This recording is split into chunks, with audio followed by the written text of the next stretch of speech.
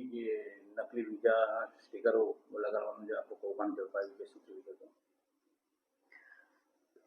SOG PSI SO Chaudhary તેમજ તેમની ટીમના માણસો પેટ્રોલિંગમાં હતા, જે દરમિયાન પોલીસ કોન્સ્ટેબલ ભરતકુમાર તથા પોલીસ કોન્સ્ટેબલ કુલદીપસિંહ નાઓને ખાનગી બાતમીદારોને આધારે માહિતી મળી હતી, જે મુજબ ઈસમ નામે મકસૂદ અહેમદ કાઝી કે જે પેટલાદ કાઝીવાડામાં રહે છે, તે ઈસમ વિદેશ જવા માંગતા લોકો પાસેથી મોટી રકમ મેળવે છે અને ખોટા બનાવટી વિદેશના વિઝા સ્ટીકર તેમના ખરા ભારતીય પાસપોર્ટમાં લગાડી આપે છે અને આવા વિદેશ જવા માંગતા વ્યક્તિઓને વિશ્વાસમાં લઈને ઠગાઈ કરે છે.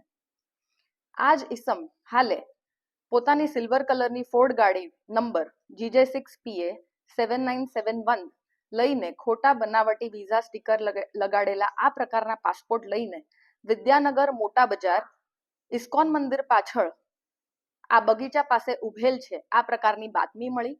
આ બાતમીને આધારે હકીકતવાળી જગ્યાએ રેડ કરતા મકસૂદ અહેમદ ઉર્ફે ઓવેસ ઉર્ફે અમીનુદ્દીન કાઝી જે પેટલાદમાં રહે છે તથા નિલેશ કુમાર વિનુભાઈ પટેલ જે હાલ વ્યાયામ શાળા રોડ સુવાંશ સોસાયટી B6 આણંદ જિલ્લો આણંદ રહે છે, તેઓ બંને મળી આવ્યા હતા. આ બંનેને પકડી પાડવામાં આવ્યા છે. તેઓ વિરુદ્ધ વિદ્યાનગર પોલીસ સ્ટેશન ખાતે ગુનો નોંધાયેલ છે. આમાંથી ઈસમ નંબર 1 મકસૂદ અહેમદ ઉર્ફે ઓવેસ ઉર્ફે અમનુદ્દીન કાઝી કે જે પેટલાદમાં રહે છે, તેના વિરુદ્ધમાં અગાઉ 3 ગુન્હા દાખલ થયેલા છે.